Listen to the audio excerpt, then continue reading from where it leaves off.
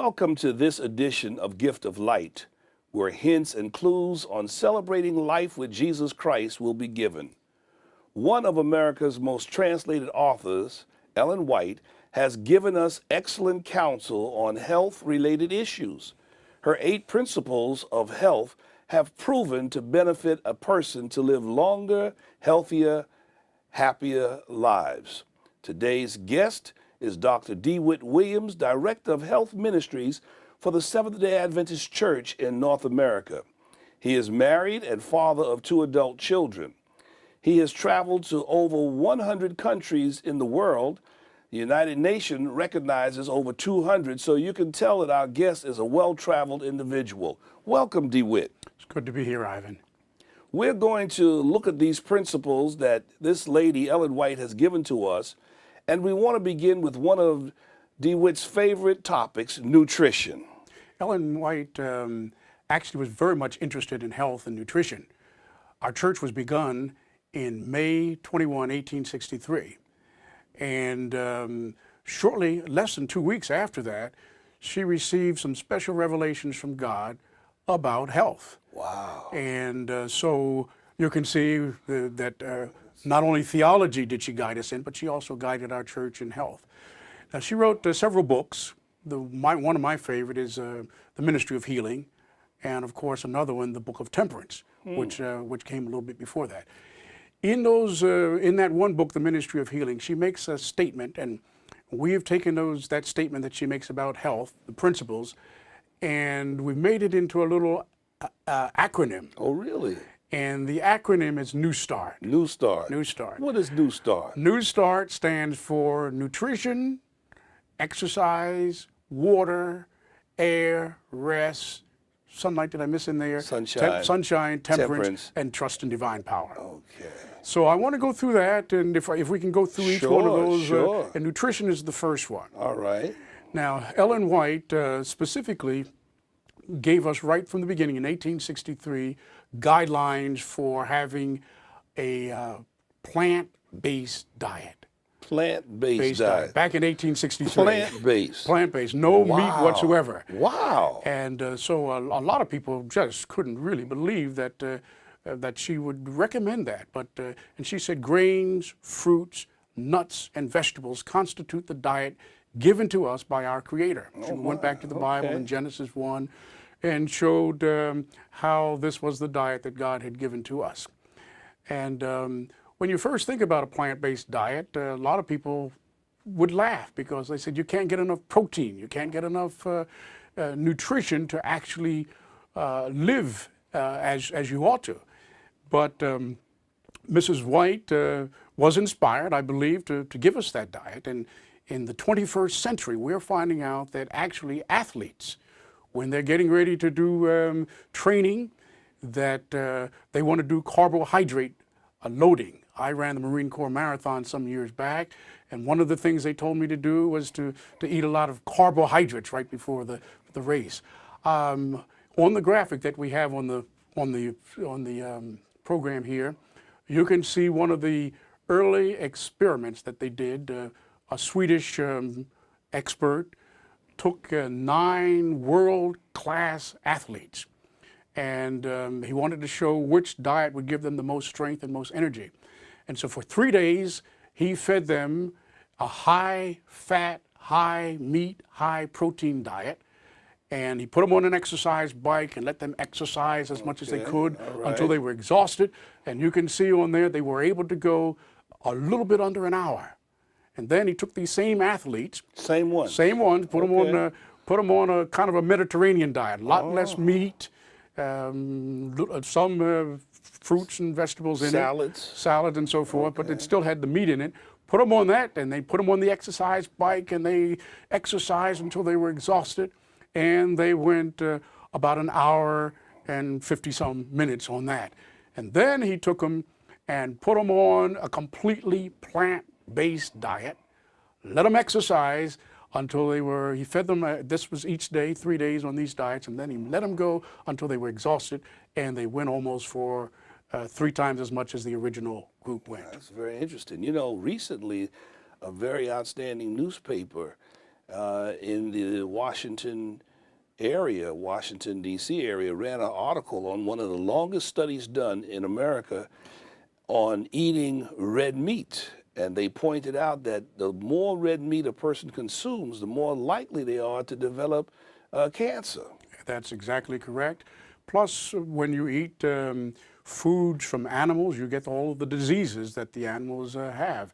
You mean will even get- when you cook it for a long time in fire, Sure, you're going to get the broil it, That's right. bake it, Bake it. we and so still forth. pick up the We still pick up the parasites disease, from that the animal? parasites and the cancers.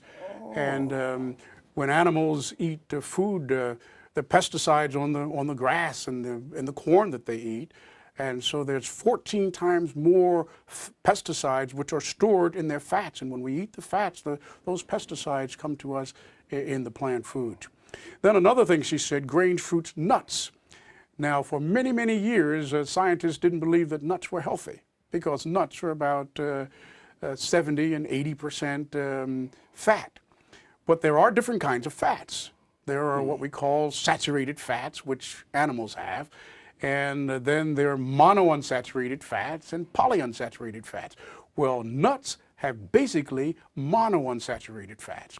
And Now, what is monounsaturated? well, that's the chain of fats that's made of. It's made from one mono. Poly would mean many, long. It's a long chain.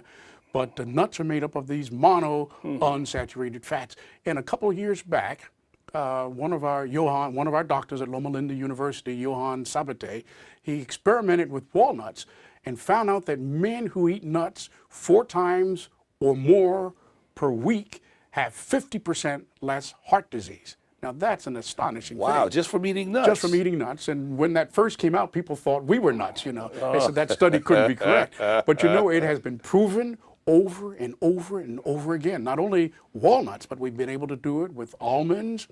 We've been able to show the same thing with cashews and several other kinds of nuts. But not peanuts?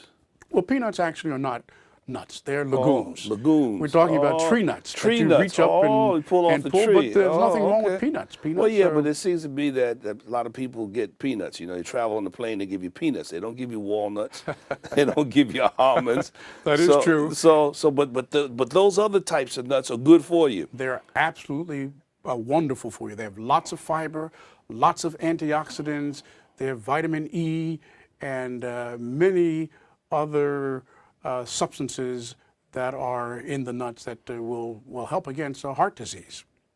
It would seem to me it would be better to eat some of this stuff ahead of time, even though it may cost you a few dollars more to buy these nuts, than not to eat it. And then to save your life, you've got to find a way. Exactly. And then she also spoke about white bread and whole wheat bread. And the studies show that people who eat whole wheat bread have less heart disease also. And You're that's kidding. cancer. That just a little switch from eating of white bread to whole Come on, wheat you bread. mean bread is bread now, right? Well, somebody you said can toast the bread and it looks like whole wheat. That is correct. Somebody said the whiter the bread, the sooner you're dead. Oh. But whole wheat bread has the fiber, it has the antioxidants, the vitamin E, and all of that. So these are just a few of the statements, some of the principles that she gave us way back in 1863 that people really didn't believe were true, and science now bears them out. Now the E, now we mentioned the N. The E stands for exercise. Okay. And we are now finding that exercise is actually medicine. Exercise will help you in almost every situation that you get into, and most of the doctors and the organizations that recommend different types of things to do to live long, they recommend that you should be on your feet at least 30 minutes every day.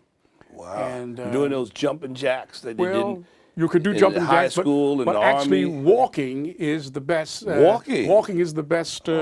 And you see, I've got my pedometer. What is a pedometer? Pedometer counts your steps. Counts your steps. Counts your steps. And so boy, you got I all have a kinds of pedometer, gadgets. and they're recommending 10,000 steps 10,000 a day. A day. And you know how much 10,000 steps is? That must be a 10,000 mile or steps two. would equal About 5 miles, 5 2,000 miles. steps per mile. Get out of town. And 10,000 steps. 10,000 steps per day. 5 miles. But just think about it. The average person doesn't really exercise too much. We get up and we sit down and eat, and then we get in our Exercise cars. our eyes, exercise our our mouth, our jaws. jaws, and everything else. But very seldom do we exercise our legs. So exercise is extremely important. Now, when you put exercise and nutrition together, is it beneficial to us? Oh, yes. Exercise. In what way? Well, when you combine any of these 8 principles together, they have an exponential effect. So if you do all 8 of them, and the longer you do them, the better it becomes. One of our people who work in this building, I don't know if I should call his name or not, but a good friend of ours, he went to his doctor. His doctor told him, he says, your blood sugar is going up. And he says, at the rate that it's going up, I predict that you will have diabetes, type 2 diabetes. He said, so this young man went home. He says, I can't believe, he told his wife, I said, I can't believe that I'm getting diabetes. And he says, so he started reading these books that I mentioned, The Ministry of Healing, and he found in there Mrs. White's statements about exercise. And he said, what I'm going to do is I'm going to start walking. I'm going to start drinking lots of water. You mentioned putting these things together. Yes, walking, yes. drinking lots of water, cut out sugar. And in a short time, he lost 57 pounds. So exercise is medicine. We have to go to break, Dr. Williams, but I want you to know you've given us some fascinating, beneficial information.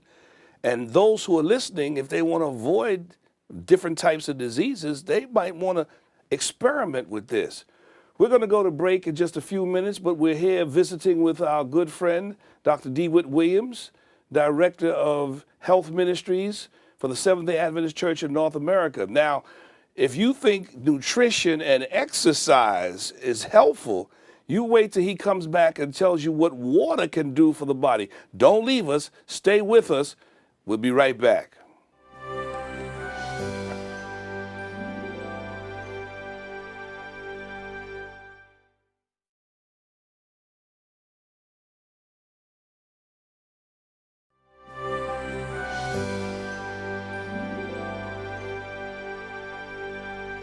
Welcome back to Gift of Light. Our special guest, Dr. DeWitt Williams, is sharing with us information on healthier, happier living. In the first segment, we talked about nutrition, and that was very, very fascinating. And then we went to exercise, and he's going to share with us a quotation that will really raise your interest levels on exercising in the summer, spring, fall, or winter. Tell us about it, DeWitt. Well, Miss Ellen White had a very interesting quotation. She says, all who can possibly do so ought to walk in the open air every day, summer and winter. A walk, even in winter, would be more beneficial to the health than all the medicines doctors may prescribe. Than all the medicines. So exercise, I'm saying, is medicine. So if you're suggesting that walking is a good form of exercise, it's fairly cheap, Yes. and if an area is safe Yes. and one can walk, Yes. and you're doing it in the wintertime, that suggests that there must be something about the circulation of the blood, the flow of oxygen to the brain. What insights do you want to pull out of that for us? Well, that is actually what happens. Walking is good for the circulation, and we call it aerobic, because that means that it supplies air. Oh, okay. Aerobic supplies air to the body.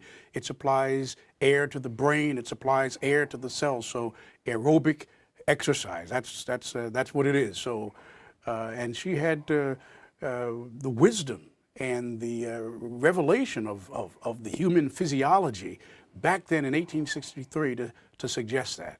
So that's nutrition and exercise. Can I move on to the next one? Go right ahead. Which is water. Wow. Water. Now, most people don't realize that our body is basically an island of water. A newborn baby, when it's born, a newborn baby is 75% water. 75%. An adult, you and me, we're 70% water. Oh my. Your brain is about 85% water. If So somebody what you says said, that you have water on the brain, they're telling the truth. they're Huh? telling the truth. That's right.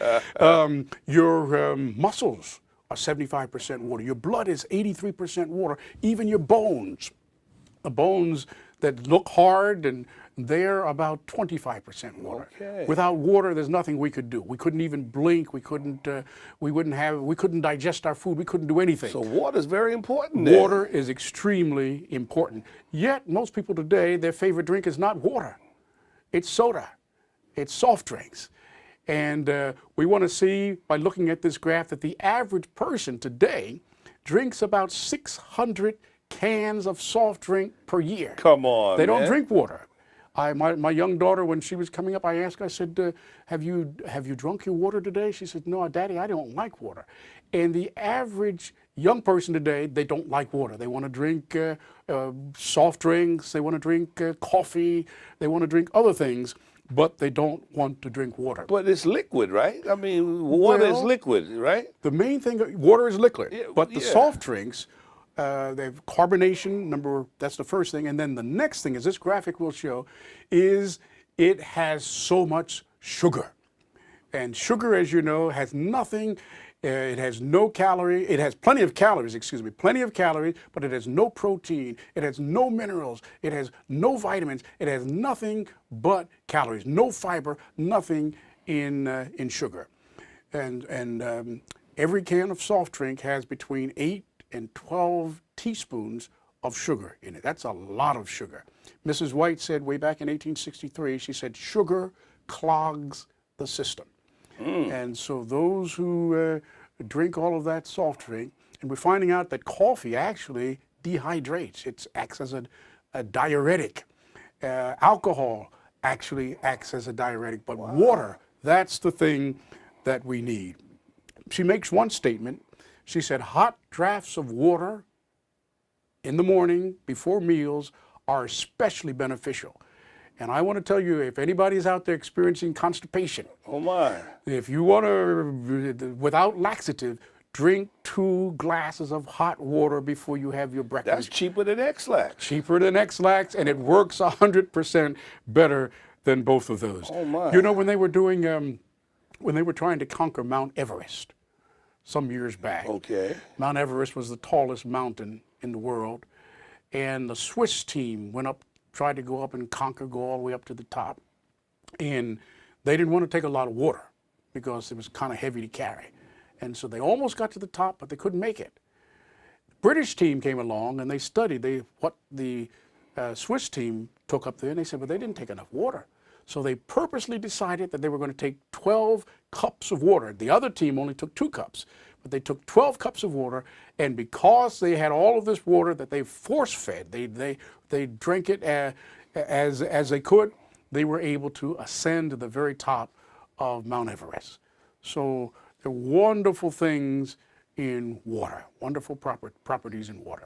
Wow, that's beneficial. So we should really develop the habit of drinking plenty of water throughout the course of the day. Yes, in between meals, we should drink water. Mrs. White says that we shouldn't eat anything in between meals, not even an apple, not even a peanut, but water, plenty of water. When we get up, water all during the day. They're saying that we should have between 5 to 8 glasses of water. Remember, we're basically water. Yes. 70% water. Now, you and I are basically 70% now water. today they have water that has a flavor in it. And most people are finding themselves able to drink water, but it has a lemon flavor or a different orange flavor. Well, I don't particularly recommend it, but especially those that have added sugar in there. Okay, it's still back to the sugar content. Right, going back to the sugar content. So basically, we just need to drink water. Drink water. Develop the taste Pure for water. H2O. Pure H2O, Adam's ale, as God gave it to us. So that's water. And the next one in this this acronym, nutrition, exercise, water, is sunshine. Sunshine. All right. And you know, sunshine provides us the material to have vitamin D. Vitamin D is actually more like a hormone than it is a vitamin. And when the sun strikes our skin, then of course the body takes the cholesterol that is normally in the skin and turns it into vitamin D. And we're finding out today that most people don't get enough sunshine. I read a book just recently by a man from University of Boston, Dr. Michael Hollick, and the book was called The UV Advantage.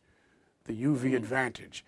And he's actually showing that the average American today does not get enough sunshine, enough vitamin D. Vitamin D, you know, is not in many foods. That's true. A little bit in fish, a little bit in the Milk. yolk of an egg. Milk has to be added to milk. Added to it, okay. Fortified. Years and years ago, when you were small and when we were small, they found out that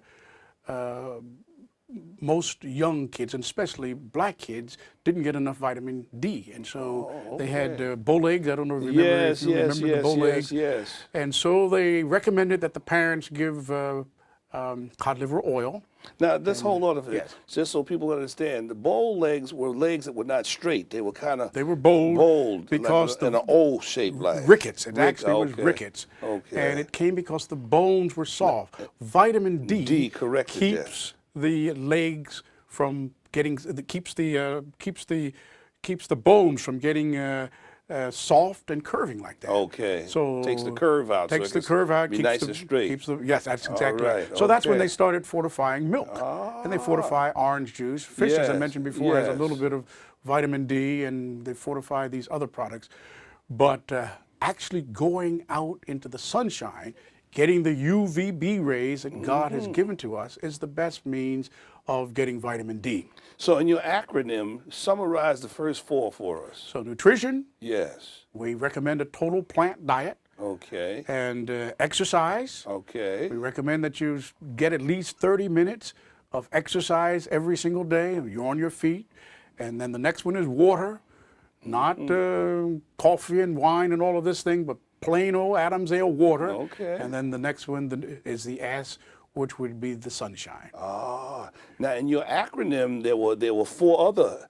Yes. There are four others. Can you give us a little taste of those other four? Newstart. The next one would be temperance. Okay. What is temperance? Well, it's temperance means total abstinence from things that are harmful, and then moderation in those that are good. I see. Then air, and then rest, and trust in divine Okay. power. Now Those are air. the eight. What's there about air?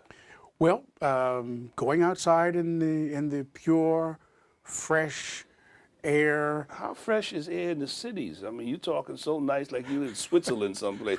Pure, natural air. Well, it's fresher than inside. I see. And especially after rain, you know, when it comes down, when that's God nice. blesses the earth with yes. a shower of rain that washes Oh, it has a away different the smell. smog and so Nice. forth. Yes, it's a different.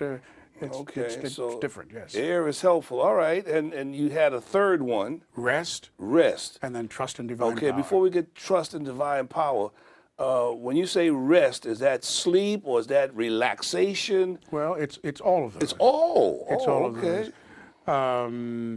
We have rest in the evening. We have rest at the end of the week, Sabbath. We have a yearly rest that people should take, vacation. Most people don't take a vacation. You have a year.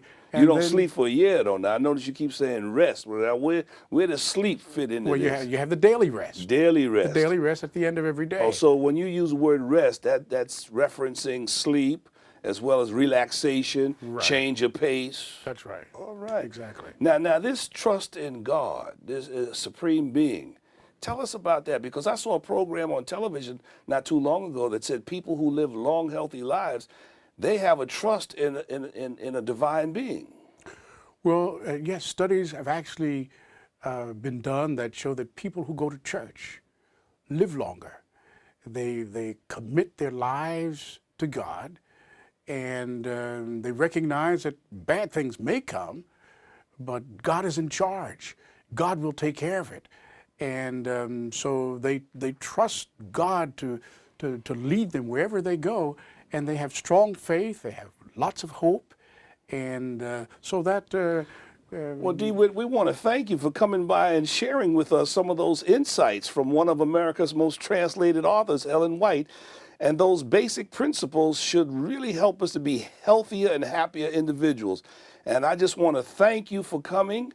It's been my And joy to be we on your look program. forward to maybe some other conversations with you.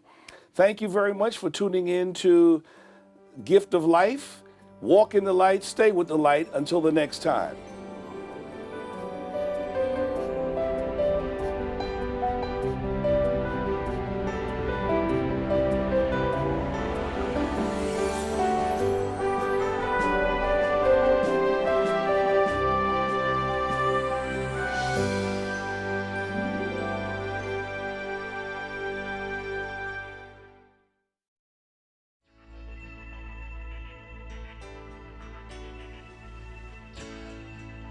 This program was brought to you by the Hope Channel Network, thanks to the generous support of viewers like you.